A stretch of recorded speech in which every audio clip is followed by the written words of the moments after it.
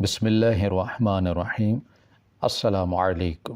ہمارے پڑوس میں نئے کرایہ دار آئے تھے۔ سب گھر والے پردہ کر کے باہر نکلتے تھے، یہاں تک کہ ان کی 5 سال کی 2 بیٹیاں بھی برقع پہن کے اسکول جایا کرتی۔ کسی نے آج تک ان کو دیکھا نہیں تھا۔ پورا محلہ تجسس کا شکار تھا کہ وہ اپنا چہرہ کیوں چھپاتے ہیں، اور نہ ہی کسی سے کوئی بات کرتے تھے۔ ایک دن میں نے ان کے گھر کا دروازہ کھلا دیکھا تو جلدی سے ان کے گھر چلی گئی، اور میری نظر اس عورت اور اس کے شوہر پر پڑتے ہی میں دنگ رہ گئی۔ وہ تو میرا نام ہیرا ہے، میں اپنے والدین کے ساتھ لاہور میں رہتی ہوں۔ میں 6 بہن بھائیوں سے چھوٹی ہوں۔ میرے والد کاروباری آدمی تھے، بڑے بھائی والد کے ساتھ کاروبار کیا کرتے، ان سے چھوٹی 2 بہنیں تھیں، پھر 2 بھائی اور پھر 1 بہن اور میں۔ بڑی بہن کی شادی ہو چکی تھی، وہ کراچی میں رہتی تھی اپنے سسرال والوں کے ساتھ، ان کے شوہر بھی کاروبار کرتے تھے۔ مجھے پڑھنے کا بہت شوق تھا، اس لیے میں ہر کلاس میں اول آتی، جس کی وجہ سے سارا اسکول اور خاندان مجھ سے متاثر تھا۔ میں اس وقت 7ویں کلاس میں تھی جب ایک دن اچانک میری طبیعت خراب ہو گئی۔ کافی دن میں بخار میں تپتی رہی۔ ہیرا بیٹا اسکول جانے کی کیا ضرورت ہے؟ ماما نے مجھے تیار ہوتے دیکھ کر پوچھا۔ میرا چہرہ بخار کی وجہ سے مرجھا گیا تھا۔ ماما بہت ضروری کلاس ہے، نہ گئی تو کیسے سبق کا پتہ چلے گا؟ میں نے دھیمے لہجے میں کہا۔ گلا خراب ہونے کی وجہ سے مجھ سے ٹھیک سے بات بھی نہیں ہو رہی تھی۔ ہیرا رہنے دو، چھٹی کر لو، کلاس میں کسی سے پوچھ لینا سبق کا۔ پاپا کمرے میں آتے ہی فکر مندی سے بولے۔ اف پاپا، میں نے ضد ہو کر کہا۔ کیا ہوا بیٹا؟ وہ میرے منہ بسورنے پر پوچھنے لگے۔ میں بالکل ٹھیک ہوں، مجھے کچھ نہیں ہوا، اس لیے برائے مہربانی چھٹی کا بار بار ذکر نہ کریں، میں نے کچن میں داخل ہوتے ہوئے کہا۔ ہیرا ممی بیچارگی سے کچھ کہنے لگی، مگر میں نے ٹوک دیا۔ ممی، مجھے سمجھ نہیں آ رہا آپ سب مجھے چھٹی کرنے پر فورس کیوں کر رہے ہیں، حالانکہ آپ سب جانتے ہیں کہ مجھے چھٹی کرنا بالکل بھی پسند نہیں ہے۔ میں نے کرسی پر بیٹھتے ناشتہ شروع کیا اور اسکول چلی گئی۔ مجھ سے 2 سال بڑی حورین اور اس سے 1 سال بڑا حیدر بھی میرے ہی اسکول میں پڑھا کرتے تھے، اس لیے وہ مجھے جاتا دیکھ کر جلدی سے میرے پیچھے بھاگے۔ اسکول پہنچ کر میں اپنی اور وہ اپنی اپنی کلاس میں چلے گئے۔ ابھی تھوڑی دیر ہی گزری تھی جب مجھے چکر آنے لگے اور میں وہیں گر گئی۔ اس کے بعد کیا ہوا مجھے کچھ یاد نہیں۔ جب ہوش آیا تو میں اپنے کمرے میں تھی اور سبھی بہن بھائی اور ممی پاپا میرے آس پاس بیٹھے مجھے دیکھ رہے تھے۔ کہا تھا کہ مت جاؤ اسکول، مگر تم تو ضد کی پکی ہو، مجال ہے کہ ماں باپ کی بات مان لو۔ ممی مجھے ڈانٹنے لگی۔ اس دن کے بعد کافی دن تک مجھے اسکول جانے کی اجازت نہیں ملی۔ میں بہت ضدی تھی، وجہ سب سے چھوٹی ہونا تھا۔ میری بات منہ سے نکلتے ہی پوری ہوتی اور جو نہ ہوتی میں اس بات پر اڑ جاتی جس پر میں نے ضد کرنا شروع کر دیا۔ جب میں اسکول گئی تو اپنے ساتھ والی کرسی پر بیٹھی لڑکی کو دیکھ کر میرا سر گھوم گیا۔ یہ کون ہے؟ میں نے اپنی کلاس والوں سے پوچھا۔ یہ نئی آئی ہے، 3 دن پہلے ایسے ہی رہتی ہے، مجال ہے جو کبھی حلیہ بدلے، اس نے ناک منہ چڑھا کر کہا۔ میں منہ کے زاویے بگاڑتے اپنی کرسی پر بیٹھ گئی۔ مجھے اس لڑکی کو دیکھ کر بڑی حیرت ہوتی کہ وہ ایسے کیسے رہ لیتی ہے۔ کچھ پل میں نے خود کو اس کی جگہ تصور کیا تو جھنجھلا کر رہ گئی۔ میرا تو سانس رک جاتا، سر نفی میں ہلاتے میں نے پڑھنے میں اپنا دھیان لگا دیا۔ دن گزرتے گئے اور 1 سال ہو گیا اس لڑکی کو کلاس میں آئے، مگر اس کا طریقہ کار نہیں بدلا، وہ یوں ہی رہتی ہے، مجھے تو عجیب لگتی ہے۔ وہ میری کبھی اس سے بات نہیں ہوئی تھی۔ ایک دن میں نے کلاس میں بیٹھی کام کر رہی تھی جب مجھے اپنے قریب کسی کے کھڑے ہونے کا احساس ہوا۔ میں نے نظر اٹھا کر دیکھا تو وہ وہی لڑکی تھی۔ میرا اسے دیکھ کر موڈ آف ہو گیا۔ جی فرمائیے، کیا چاہیے؟ میں نے بے رخی سے کہا۔ وہ مجھے ایک پین چاہیے، دراصل میرا چل نہیں رہا، اس نے معصومیت سے کہا۔ یہ لو، میں نے پین نکال کر جان چھڑانے والے انداز میں کہا۔ جزاک اللہ خیر کثیرا، وہ نرمی سے کہتی واپس اپنی جگہ پر چلی گئی۔ میں کافی دیر اسے دیکھتی رہی، پھر سے جھٹک کر اپنا کام کرنے لگی۔ اب وہ وقت با وقت مجھ سے بات کرنے کی کوشش کرتی، مگر مجھے وہ پسند نہیں تھی، اس لیے میں نے کبھی اس کی کوشش کامیاب نہیں ہونے دی۔ پہلے حیدر اور پھر حورین دونوں کا اسکول ختم ہوا اور وہ کالج چلے گئے۔ میں سارا فارغ وقت اسکول میں یوں ہی گھوما کرتی۔ میں نے کسی سے دوستی نہیں کی تھی، وجہ بھی حورین اور حیدر ہی تھے کہ ان کے ہوتے ہوئے مجھے کبھی کسی اور کی ضرورت محسوس نہیں ہوئی۔ اللہ اللہ کر کے میرا اسکول پورا ہوا تو جان میں جان آئی کہ اب مجھے اس عجیب لڑکی کو دیکھنا نہیں پڑے گا، وہ نہ ہی اکیلے رہنا پڑنا تھا۔ میرا داخلہ بھی حورین اور حیدر کے ساتھ ہی کالج میں ہو گیا۔ میں بہت خوش تھی کہ مجھے اکیلے نہیں رہنا پڑے گا۔ میں نے ساری چیزیں ان دونوں کے ساتھ ہی جا کر لی۔ میرا رزلٹ بہت اچھا آیا تھا، جس پر گھر میں پارٹی رکھی گئی۔ سارا خاندان مدعو تھا۔ میرے لیے ڈریس، جویلری اور سینڈل بڑے بھائی لے کر آئے تھے۔ ہیرا بہت مبارک ہو یار، میری کزن نے خوشی سے گلے لگاتے ہوئے کہا۔ بہت شکریہ، میں نے مسکراتے ہوئے کہا۔ ہر بار کی طرح تم ہی اول رہی اس سال بھی؟ اس نے میرے ساتھ بیٹھتے ہوئے کہا۔ ہاں اللہ کا شکر ہے، میں نے فخر سے کہا۔ ویسے کالج میں تو داخلے کے وقت کوئی دقت نہیں آئی ہوگی نا تمہیں؟ اس نے پوچھا تو مجھے وہ دن یاد آیا جب ہم داخلہ لینے گئے تھے۔ اتنے اچھے رزلٹ کے بعد مشکل ہونا بنتا تو نہیں تھا، میں نے مسکراتے ہوئے کہا تو وہ مجھ سے باتیں کر رہی تھی۔ پھر اسی طرح سب نے مبارکباد دی اور تحفے تحائف دیے۔ میں دل سے خوش تھی، سب کے سامنے میری تعریف ہو رہی تھی، ہر چہرے پر خوشی تھی۔ کچھ ہی لوگ تھے جنہیں میرا یوں کامیاب ہونا پسند نہیں تھا۔ مجھے اس بات کا پتہ تھا مگر فرق نہیں پڑتا تھا، کیونکہ اگر میں اس بارے میں سوچ کر ہلکان ہو بھی جاتی تو مجھے کیا حاصل تھا؟ پارٹی رات 2 بجے ختم ہو گئی۔ اگلے دن 12 بجے تک میں سوتی رہی، جب حرین نے آ کر میرے کمرے کے پردے کھسکائے۔ اٹھ جاؤ ہیرا، دوپہر ہو گئی ہے، اس نے کمرہ سمیٹتے ہوئے کہا کہ اسی سال بڑی باجی کا رشتہ آیا، وہ لوگ دیکھنے سے کافی اچھے معلوم ہوتے تھے۔ منگنی ہونے سے 6 مہینے بعد شادی کی تاریخ طے ہوگی۔ شادی کی تیاریاں زور و شور سے چل رہی تھیں، پورے گھر میں گہما گہمی جاری تھی۔ دور رہنے والے رشتہ دار آ چکے تھے، ایک ہفتہ رہتا تھا ڈھولکی رکھ لی گئی اور روز رات کو دیر تک ڈھولکی جاری رہتی۔ ہم سب شادی کے پروگرامز میں اس قدر مصروف ہو گئے کہ آس پاس کی خبر نہ رہی۔ یوں شادی کے سارے پروگرام خوش دلی سے مکمل ہو گئے۔ چند دن بعد میں کالج کے لیے گھر سے نکلی تو میری نظر ساتھ والے گھر کے گیٹ پر پڑی۔ میں حیران رہ گئی، اس گیٹ پر اب تالا نہیں تھا۔ ایک عرصے سے وہ گھر بند پڑا تھا، نہ مالک مکان آتے اور نہ ہی کرائے پر کوئی گھر دیتے۔ ہم سب اس بات سے کافی تنگ تھے کیونکہ ہر وقت ڈر لگا رہتا تھا کہ کوئی چور ڈاکو وہاں قیام نہ کر لے۔ اسی وجہ سے کئی بار اس گھر کے مالک مکان سے بات کرنے کی کوشش کی مگر وہ کبھی کسی کی نہ سنتا۔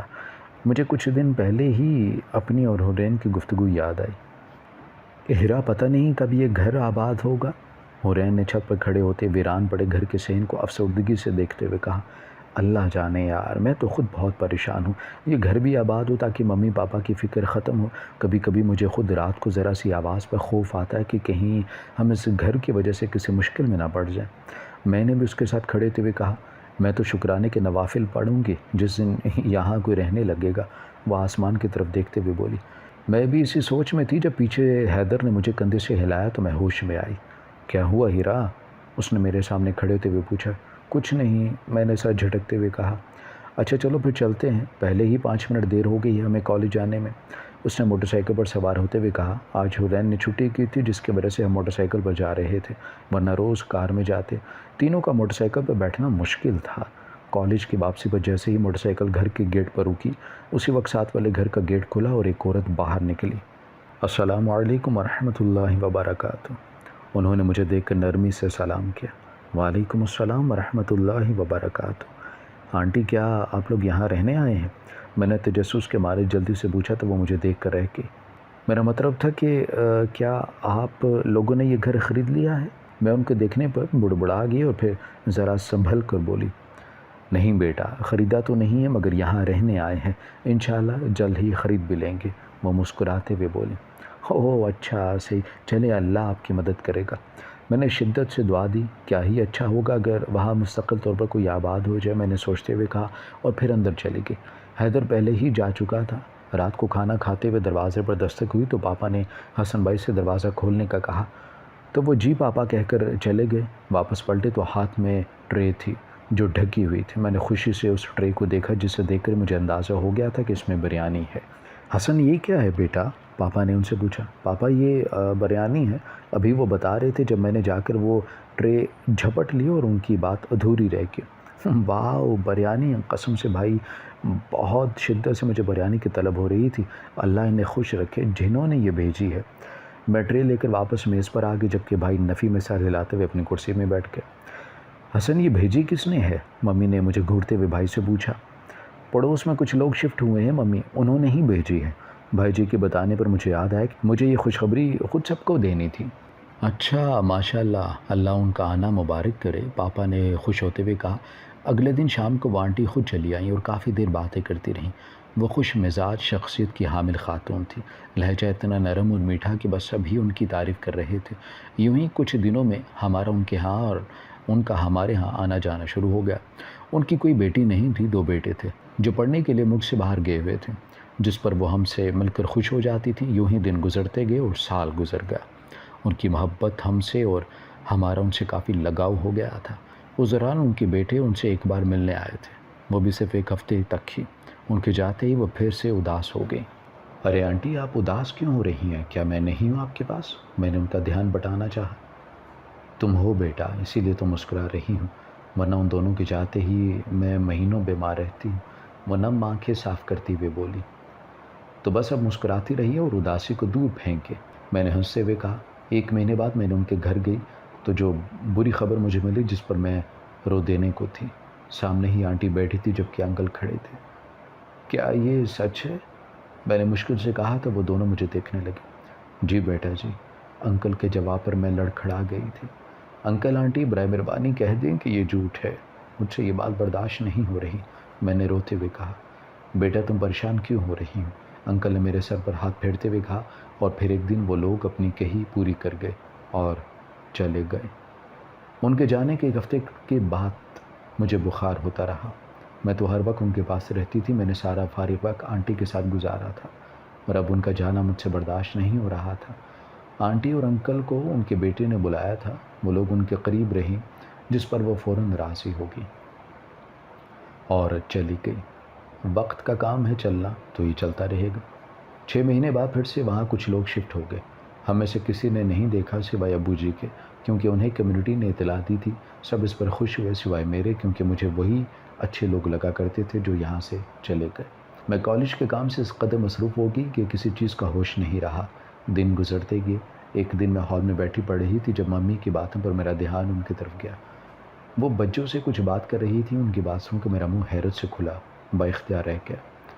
ایسا بھی ہوتا ہے؟ میرا ایسے کہتے ہی ممی اور بچوں کی نظر مجھ پر پڑی تو وہ میرے پاس آ گئی۔ یہ سچ ہے، ہم لوگوں نے خود دیکھا ہے، بچوں نے کہا تو میں حیرت میں کھڑی ہو گئی، مجھے یقین نہیں ہو رہا تھا۔ پتہ نہیں وہ لوگ رہتے کیسے ہیں؟ بچوں نے ممی کی طرف دیکھتے ہوئے پوچھا۔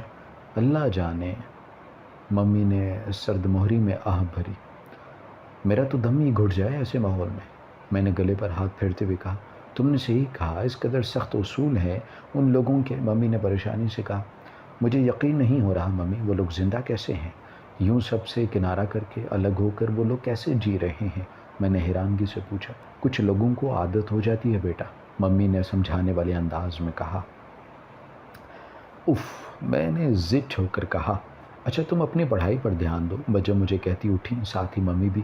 وہ دونوں کچن میں چلے گی۔ کچھ دن بعد بھائی کی منگنی ہونی تھی، جو کہ پہلے تو شادی پر رکھی گئی تھی مگر کچھ مسائل کی وجہ سے رد کرنا پڑ گئی۔ اس وقت اس لیے اب وہ پروگرام سر انجام دینا تھا۔ ساری تیاری مکمل تھی، محلے سے کچھ لوگوں کو بھی بلا لیا گیا تھا۔ جس کو بلایا سبھی آئے سوائے پڑوسیوں کے۔ ان میں سے کوئی نہیں آیا، جس پر ممی کو بہت غصہ آیا کہ وہ لوگ کیوں نہیں آئے جب انہیں بلایا گیا تھا۔ منگنی کی رسم کے بعد کافی دیر ہلہ گلا جاری رہا، پھر سب مہمان رخصت ہو گئے۔ ہم لوگ فارغ ہو کر ہال میں بیٹھے تھے جب ممی آئی۔ کتنے عجیب لوگ ہیں یہ، نہیں ہوا کہ کسی کی بات کا مان ہی رکھ لیں، اگر آ جاتے تو کون سی کمی آنی تھی ان کی ذات میں۔ ممی نے غصے سے پاپا کو دیکھتے ہوئے کہا تو وہ سر ہلا کر رہ گئے۔ اگلے دن شام کو ہم سب چھت پر بیٹھے تھے، جب حیدر نے اطلاع دی کہ وہ پڑوسیوں کی طرف ایک خاتون آئی ہیں تو ممی نے منہ بناتی نیچے گئیں۔ کافی دیر بعد واپس آئیں تو ان کے چہرے پر ناگواری تھی۔ کیا ہوا ممی؟ میں نے جلدی سے پوچھا۔ وہی پرانے رواجوں کو ماننے والے، ممی نے غصے سے کہا اور پھر پوری بات بتائی، جسے سن کر ہم سب کے منہ کھل گئے۔ ممی آپ کو انہیں بتانا چاہیے تھا کہ ہم لوگ اس مزاج کے نہیں ہیں، میں نے احتجاجاً کہا۔ مجھ سے ان کا الزام برداشت نہیں ہوا اور نہ باقی سب سے، اس لیے سب نے میری بات کی تائید کی۔ ہر بات کا جواب نہیں دیتے، ممی نے میرے سر پر ہاتھ پھیرتے ہوئے کہا اور نیچے چلی گئی۔ رات کے کھانے کی تیاری کرنے مجھے رہ کر غصہ آ رہا تھا، دل کر رہا تھا کہ ابھی جاؤں انہیں جواب دے کروں، مگر مجبوری تھی کہ پاپا کو یہ باتیں پسند نہیں تھی۔ میں نے غصہ پیا اور پھر سے سب کے ساتھ باتوں میں مصروف ہو گئے۔ اگلے دن کالج کی واپسی پر ہم تینوں نے دوپہر کا کھانا باہر کھانے کا سوچا اور ریسٹورنٹ چلے گئے، جس کی وجہ سے کافی دیر ہو گئی۔ ہم 4 بجے گھر واپس آئے۔ حیدر کو کہیں باہر جانا تھا، اس لیے اس نے گاڑی باہر ہی کھڑی کر دی تھی۔ ابھی ہم باہر ہی نکلے تھے کہ پڑوسیوں کا گیٹ کھلا اور ایک خاتون باہر آئیں۔ اسے دیکھ کر میرا اور حرین کا منہ لٹک گیا۔ وہ عبایا پہنے نکلی، سر پر کالی بڑی سی چادر لیے چہرے کو اسی چادر کے کونے سے ڈھانپتا ہوا تھا۔ حیدر یہ کیا ہے؟ میں نے حیرانگی سے پوچھا، جبکہ حرین ابھی تک حیرت سے ان آنٹی کو دیکھ رہی تھی۔ اس نے انہیں دیکھنے کے بعد ایک نظر آسمان کی طرف کی جہاں سورج ابھی تک پوری آب و تاب سے تپ رہا تھا۔ پھر مجھے اور خود کو، ہم دونوں ایک کپڑے پہنے، گلے میں اسکارف ڈالی تھی، جو نظر آ رہا ہے وہ بڑے آرام سے بولا اور اندر جانے لگا۔ ہم دونوں ابھی تک وہیں کھڑی تھی۔ اب آ جاؤ اندر یا وہی رات گزارنی ہے؟ اس نے میرا اور حرین کا ہاتھ پکڑتے ہوئے کہا اور اندر لے گیا۔ ہم دونوں حیران تھے کہ اس قدر گرمی میں لوگ کیسے سر پر دوپٹہ لے لیتے ہیں، اور اگر لے بھی لیں تو وہ بھی کافی تھا، اور وہ یوں خود کو چھپائے نکلی تھی۔ دونوں ہال میں موجود صوفے پر گرتی گرتی بیٹھی تھی۔ یہ لو پانی پیو، بچوں نے ٹھنڈا پانی ہمارے سامنے رکھتے ہوئے کہا، جسے ہم نے ایک ہی سانس میں اندر اتارا۔ کیا ہوا؟ یوں شکلیں کیوں بنائی ہوئی ہیں؟ وہ ہمارے سامنے بیٹھتے ہوئے پوچھنے لگی۔ بجو میں چلتا ہوں، مجھے ضروری کام ہے۔ اتنے میں حیدر فریش ہو کر ہمارے سامنے رکتا بجو سے کہتا چلا گیا۔ اس کے جانے کے بعد بجو نے پھر سے ہم سے سوالی نظروں میں ایک سوال پوچھا۔ ہم نے ساتھ والی آنٹی کو دیکھا۔ اف یار، اس قدر گرمی میں بھی وہ عبایا پہنے بڑی سی چادر سے خود کو ڈھانپے باہر نکلی۔ میں نے جھنجھلا کر کہا تو وہ ہنسنے لگی۔ پاگل، تم لوگ اس لیے ایسا چہرہ لیے بیٹھی ہو؟ حد کرتی ہو یار، وہ سب ایسی ہی ہیں، اور پتہ ہے ان کی 5 سالہ بیٹی بھی اس طرح پردہ کرتی ہے، میں نے کل ہی دیکھا، اسے بچوں نے ہنستے ہوئے کہا، جبکہ ہمارا منہ کھل گیا ان کی بات پر۔ ہم نے ایک دوسرے کو دیکھا، پھر بچوں کو، جب خاموشی سے ہمیں دیکھ رہی تھی۔ 5 سال لڑکی، آپ مذاق کر رہی ہیں بچوں؟ ہم دونوں ایک یک زبان ہو کر پوچھا۔ ہاں 5 سال کی بچی، بچوں کہتی اٹھ گئی۔ اس کے بعد کافی دیر ہم اسی بارے میں سوچتے رہی۔ شام کے 7 بج رہے تھے جب ہم لوگ صحن میں فٹ بال کھیل رہے تھے، تبھی دروازے پر دستک ہوئی۔ حیدر جاؤ دیکھو کون ہے، بجو نے کہا تو حیدر چلا گیا۔ ہم لوگوں کی نظر گیٹ پر ہی تھی کہ ابھی اسی وقت کون آیا ہے۔ جب حیدر کھول کر باہر جھانکتا ایک طرف ہوا جس کا اشارہ تھا کہ باہر والا اندر آ جائے، اس وقت پڑوس والی آنٹی اور ان کے ساتھ ایک بچی اندر داخل ہوئی۔ بچوں کے بتانے کے مطابق اس 5 سالہ بچی نے بھی اپنی ماں کی طرح عبایا پہنا تھا، وہ چادر تن پر پھیلائی تھی۔ وہ ممی کے پاس بیٹھ گئی۔ وہ لوگ آدھا گھنٹہ بیٹھے رہے، مگر نہ آنٹی نے عبایا نہ چادر اتاری، نہ ہی اس بچی نے۔ ہم لوگ انہیں ہی دیکھ رہے تھے۔ ان کے جانے تک ہماری نظریں ان پر تھیں۔ ان کے جانے کے بعد ہم نے ایک دوسرے کی طرف دیکھا، پھر کندھے اچکاتے پھر سے کھیل میں مصروف ہو گئے۔ دن گزر رہے تھے، اب تو محلے والے بھی تجسس میں تھے کہ وہ سب ایسے پردہ کیوں کرتے ہیں۔ سبھی کو لگتا تھا کہ کچھ غلط ہے۔ پاپا کے آفس جانے کے بعد ہم سب میرے کمرے میں جمع ہو گئے۔ دال میں کچھ تو کالا ہے، میں لکھ کر دے سکتی ہوں؟ میں نے کمرے میں چکر کاٹتے ہوئے کہا۔ میرے ساتھ حرین بھی چکر کاٹ رہی تھی، جبکہ باقی سب بیڈ پر پڑے تھے۔ وہ سب ہمیں دیکھ رہے تھے کہ ہم دونوں کر کیا رہی ہیں۔ میری بات پر سب نے اس بات میں سر ہلا دیا۔ پتہ لگوانا پڑے گا، حرین نے رکتے ہوئے سب پر نظر ڈالی اور بولی۔ مگر کیسے؟ میں نے پریشانی سے پوچھا۔ اس کے لیے کوئی زبردست سا منصوبہ بنانا پڑے گا، حرین نے سوچتے ہوئے کہا۔ منصوبہ بندی ایسی ہو کہ کسی کو پتہ نہ چلے کہ ہوا کیا ہے۔ حیدر کی کہنے پر میں نے بھی ہاں کی، اور ہم سوچنے لگی کہ کیا کریں، کیسے یہ پتہ لگائیں کہ وہ سب یوں کیوں کرتی ہیں، مگر کچھ سمجھ نہیں آیا۔ میں اور بچوں ایک دن گھر پر اکیلی تھی جب بچوں نے مجھے پانی کی بوتل لانے کو کہا۔ وہ نل کا پانی نہیں پی سکتی تھی، انہیں منع تھا، اور ان کے پینے کا پانی گھر میں ختم ہو چکا تھا، اس لیے میں پانی لینے دکان پر گئی۔ میں اپنے دھیان میں واپس آ رہی تھی جب میری نظر پڑوسیوں کے گیٹ پر پڑی جو کہ کھلا تھا۔ میں نے بنا سوچے سمجھے اندر قدم رکھا اور ہال تک چلی آئی، تب میرے پیروں تلے سے زمین نکل گئی۔ سامنے دیکھ کر اس قدر خوبصورتی بھی اس کائنات میں ہو سکتی ہے؟ میرے دل نے پوچھا۔ سامنے ہی ایک لڑکی بیٹھی قرآن پاک کی تلاوت کر رہی تھی، سر پر حجاب کیے وہ انتہا کی پیاری لگ رہی تھی۔ مجھے اپنے پیچھے سے آواز آئی، پلٹ کر دیکھا تو دنگ رہ گئی۔ ماشاءاللہ، میرے دل نے پھر کہا۔ میں ہیرا ہوں، پڑوس سے آئی ہوں، معذرت، میں بنا پوچھے اندر آ گئی، میں نے شرمندگی سے کہا تو وہ مسکرا پڑی۔ ارے نہیں، بیٹھے، میں کچھ کھانے کو لاتی ہوں، اس نے کہا اور کچن سے جوس لے آئی۔ تب تک باقی سب بھی وہاں آ چکی تھی۔ ان سب کے سر پر حجاب دیکھ کر مجھے اپنے ننگے سر ہونے پر افسوس ہو رہا تھا۔ آنٹی ایک بات پوچھوں، برا تو نہیں مانیں گی نا؟ میں نے جھجکتے ہوئے پوچھا۔ جی بیٹا پوچھیں، انہوں نے نرمی سے کہا۔ آپ سب اتنی پیاری ہیں، مطلب کہ آپ بھی اور آپ کی بیٹیاں بھی، پھر یوں آپ سب کیوں نقاب کرتی ہیں، وہ بھی اس قدر؟ میں نے نظریں ان کے چہرے پر جماتے ہوئے پوچھا۔ کیونکہ ہم سید زادیاں ہیں، ہمیں حکم ہے شرعی پردہ کرنے کا، اس لیے ہم یوں پردہ کرتی ہیں۔ اس کے بتانے پر مجھے اپنی سوچ پر غصہ آیا۔ تبھی میری نظر میرے ہاتھ پر پڑی تو یاد آیا کہ میں پانی لینے نکلی تھی۔ میں نے ان سے معذرت کرتی گھر لوٹ آئی اور سب کو بتایا کہ وہ کیوں اتنا پردہ کرتی ہیں، اور خود سے عہد کیا کہ میں بھی پردہ کرنے کی پوری کوشش کروں گی۔ ہماری ویڈیو اگر آپ کو پسند آئی ہے تو ضرور لائک کیجیے، اپنی رائے دینا چاہیں تو کمنٹس کیجیے، اچھی لگے تو شیئر کیجیے۔ اس کے ساتھ ساتھ اگر آپ نے ہمارا چینل سبسکرائب نہیں کیا تو ضرور کیجیے، اور بیل آئیکن پر لازمی کلک کیجیے تاکہ ہماری ہر آنے والی ویڈیو آپ تک بر وقت پہنچ سکے۔